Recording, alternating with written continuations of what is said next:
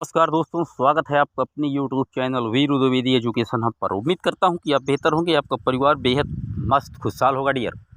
सभी को good morning, सुप्रभात, वंदे मातरम, जय हिंद डियर। आज हम बात करेंगे एक ऐसे टॉपिक की जो कि सामान्य अध्ययन और पॉलिटी से रिलेटेड करेगा। और ये प्रश्न जो है आपको आगे आने वाला सुपर टेट हो या पीईटी एग्ज़ाम हो या कोई भी ऐसा वनडे एग्ज़ाम आप देने जा रहे हैं जो कि प्रतियोगी परीक्षाओं से संबंधित है डियर, तो ये वीडियो सिर्फ और सिर्फ आपके लिए है। तो वीडियो को बिल्कुल शिद्दत से अंत तक पूरे जोश, उत्साह, लगन से देखें। और पहली बार चैनल पर जितने लोग आए हैं तुरंत चैनल को सब्सक्राइब करें, वीडियो को लाइक और शेयर करना ना भूलें डियर। तो आइए शुरू करते हैं। पहला प्रश्न कह रहा है, सिंधु सभ्यता में गोंदीवाड़ के प्रमाण कहाँ से प्राप्त हुए हैं? तो गोंदीवाड़ का जो प्रमाण है क्या मोहनजोदड़ो से, कालीबंगा से, लोथल से या वनमाली से प्राप्त हुआ है? तो सिंधु सभ्यता में जो गोंदीवाड़ा के प्रमाण है डियर वो लोथल से प्राप्त हुआ है। सी ऑप्शन एकदम करेक्ट है। अब लोथल कहाँ पड़ता है तो आप बताएंगे कि साहब लोथल जो है इस समय वर्तमान में गुजरात में पड़ता है। सी ऑप्शन एकदम करेक्ट है। बात करते हैं अपने अगले प्रश्न की। गायत्री मंत्र किसको समर्पित है? विष्णु जी को, सूर्यदेव को, इंद्रदेव को या पवन देव को? तो गायत्री मंत्र जो कि ऋग्वेद से लिया गया है डियर और ये समर्पित है भगवान भास्कर को यानी कि सूर्यदेव को। बी ऑप्शन एकदम करेक्ट है डियर।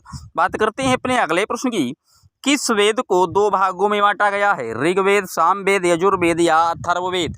तो बता दें डियर जो यजुर्वेद है इसे दो भागों में बांटा गया है। गद्य और पद्य का यही एक वेद है जिसे हम यजुर्वेद के नाम से जानते हैं डियर। सी ऑप्शन एकदम करेक्ट है। बात करते हैं अपने अगले प्रश्न की। जैन धर्म के 23वें तीर्थंकर कौन थे? ऋषभनाथ, पार्श्वनाथ, महावीर स्वामी या इनमें से कोई नहीं? तो अगर पहला पूछ ले जैन तीर्थंकर तो आप मारेंगे ऋषभदेव, लेकिन यहाँ 23वां पूछ रहा है तो आप मारेंगे पार्श्वनाथ। बी ऑप्शन एकदम करेक्ट है। पार्श्वनाथ जो है इक्ष्वाक वंश के थे। अगर 24वां तीर्थंकर पूछ लेता तो आप महावीर प्रसाद स्वामी जी का नाम नोट डाउन कर लीजिएगा। बी ऑप्शन एकदम करेक्ट है डियर। बात करते हैं अपने अगले प्रश्न की।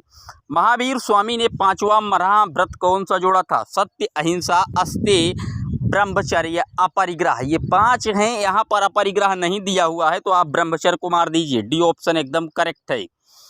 बात करते हैं अपने अगले प्रश्न की। महात्मा बुद्ध के ग्रह त्याग की घटना क्या कहलाई? महाभिनिष्क्रमण, संबोधि, धर्म चक्र परिवर्तन या महापरिनिर्वाण? तो महात्मा बुद्ध की जो ग्रह त्याग करने की घटना है डियर वो महाभिनिष्क्रमण कहलाई थी। महाभिनिष्क्रमण ए ऑप्शन एकदम करेक्ट है डियर, नोट डाउन रखिएगा। बात करते हैं अपने अगले प्रश्न की। तृतीय बौद्ध संगीत किसकी अध्यक्षता में की गई? तो जो महाकश्यप थे, सुबुकामी थे या मोगलिपुत्र थे या सुघोष थे? तो बता दें डियर जो तृतीय बौद्ध संगीत हुई थी वो अशोक के शासनकाल में हुई थी और उस समय जो इसकी अध्यक्षता किए थे वो मुगलपुत्र ने की थी, यानी कि सी ऑप्शन मुगलपुत्र एकदम सही जवाब है डियर, याद रखिएगा। बात करते हैं अपने अगले प्रश्न की। हर्यक वंश का संस्थापक कौन है? बिंबिसार, अजातशत्रु, उदयन या बिंदुसार? तो हर्यक वंश का जो संस्थापक था डियर वो बिंबिसार था। ए ऑप्शन एकदम करेक्ट है। बिंबिसार और बिंदुसार में याद रखिएगा, बिंदुसार मौर्य वंश का शासक था और बिंबिसार हर्यक वंश का था। तो डियर ए ऑप्शन एकदम करेक्ट है। बात करते हैं अपने अगले प्रश्न की। मेगस्थनीज किसके शासनकाल में भारत आया था? चंद्रगुप्त मौर्य, बिंदुसार, अशोक या बृहद्रथ? तो मेगस्थनीज जो आया था वो चंद्रगुप्त मौर्य के शासनकाल में भारत आया था। और मेगस्थनीज की एक बुक है इंडिका जो बहुत बार एग्जाम में पूछी गई है डियर, तो याद रखिएगा इंडिका बुक मेगस्थनीज की है। बात करते हैं अपने अगले प्रश्न की। शुंग वंश की स्थापना किसने की थी? पतंजलि ने, पुष्यमित्र शुंग ने, वासुदेव ने या देवभूति ने? तो शुंग वंश की स्थापना की थी पुष्यमित्र शुंग ने। बी ऑप्शन एकदम करेक्ट है डियर। बात करते हैं अपने अगले प्रश्न की। कंड वंश का संस्थापक कौन था? वासुदेव, सुशर्मा, सेमुक या बृहद्रथ? तो जो कंड वंश का संस्थापक था वो वासुदेव को माना जाता है डियर। ए ऑप्शन एकदम करेक्ट है। बात करते हैं अपने अगले प्रश्न की। शून्यवाद का सिद्धांत किसने दिया? आर्यभट्ट, नागार्जुन, कालिदास या समुद्रगुप्त ने? तो बता दें डियर जो शून्यवाद का सिद्धांत है वो दिया है आर्यभट्ट ने, जिन्हें हम महान गणितज्ञ के नाम से भी जानते हैं भारत में। ए ऑप्शन एकदम करेक्ट है डियर। बात करते हैं अपने अगले प्रश्न की। बुद्ध चरित्र के लेखक अश्वघोष किसके समकालीन थे? कुमार गुप्त, कनिष्क, बृहद्रथ या अशोक? तो प्रश्न में डियर बता रहा है बुद्ध चरित्र के लेखक कौन है, तो अश्वघोष हैं। एक प्रश्न तो यहाँ से बन गया। अब पूछ रहा है अश्वघोष किसके समकालीन थे, तो आप बताएंगे कि साहब ये कनिष्क के समकालीन थे। बी ऑप्शन एकदम सही है, क्योंकि कुषाण वंश का जो सबसे प्रतापी राजा था वो कनिष्क ही था डियर। बी ऑप्शन एकदम नोट कर लीजिएगा। बात करते हैं अपने अगले प्रश्न की। इलाहाबाद प्रयाग प्रशस्ति का निर्माण हरिसेन ने करवाया था, वो किसके समकालीन थे?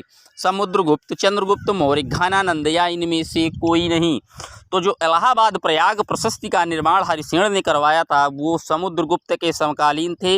ए ऑप्शन एकदम करेक्ट है। समुद्रगुप्त को भारत में नेपोलियन के नाम से भी जानते हैं डियर, नोट डाउन कर लीजिएगा। बात करते हैं अपने अगले प्रश्न की। प्रथम चीनी यात्री फाहियान किसके शासनकाल में भारत आया था? हर्षवर्धन, चंद्रगुप्त प्रथम, चंद्रगुप्त द्वितीय या चंद्रगुप्त मौर्य? तो जो फाहियान आया था डियर वो चंद्रगुप्त द्वितीय के शासनकाल में आया था, और फाहियान की एक बुक है CU की जो एग्जाम में पूछी जाती है, नोट रखिएगा। बात करते हैं अपने अगले प्रश्न की। कालिदास किसके समकालीन थे? चंद्रगुप्त द्वितीय, चंद्रगुप्त प्रथम, चंद्रगुप्त मौर्य या इनमें से कोई नहीं? तो कालिदास जो समकालीन थे वो चंद्रगुप्त विक्रमादित्य द्वितीय के समकालीन थे। ए ऑप्शन एकदम करेक्ट है। और कालिदास को हम उपमा के नाम से भी जानते हैं डियर, नोट रखिएगा।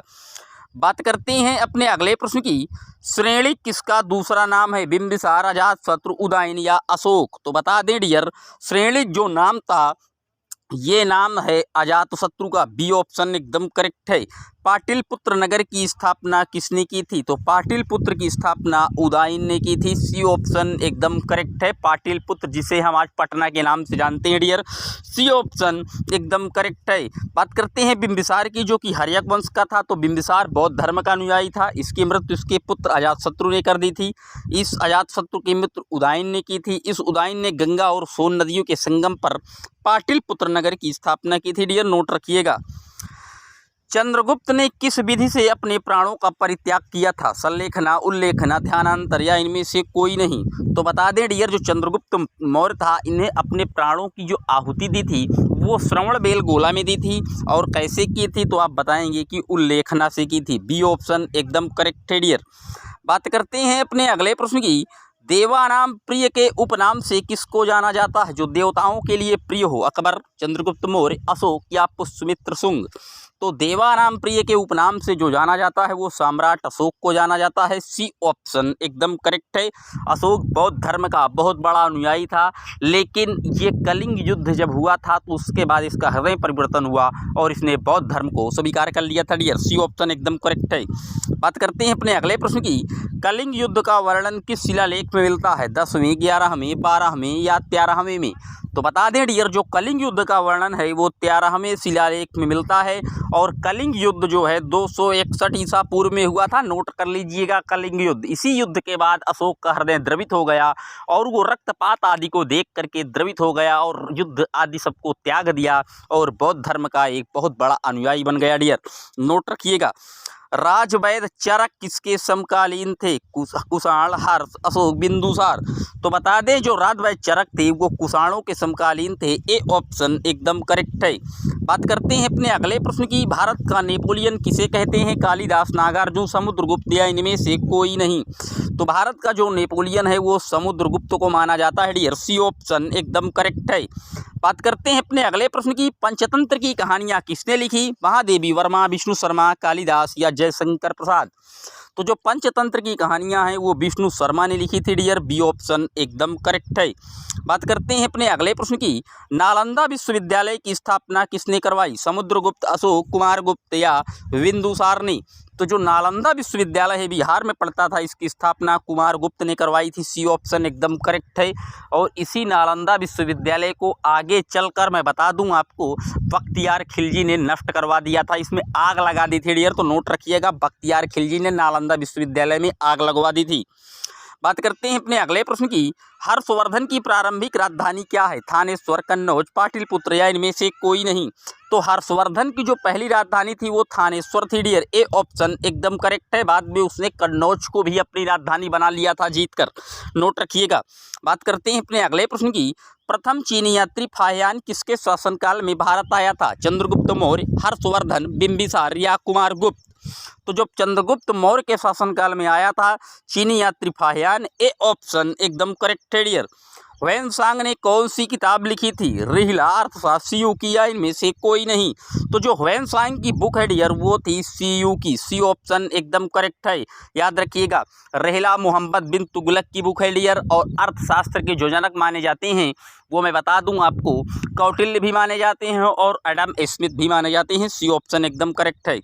बात करते हैं अपने अगले प्रश्न की, तराइन का प्रथम युद्ध कब हुआ था? तो तराइन का जो पहला युद्ध हुआ था वो 1191 ईस्वी में हुआ था। बी ऑप्शन एकदम करेक्ट है। बात करते हैं अपने अगले प्रश्न की, वह कौन सा शासक था जिसकी मृत्यु चौगान खेलते समय घोड़े से गिरकर हो गई थी?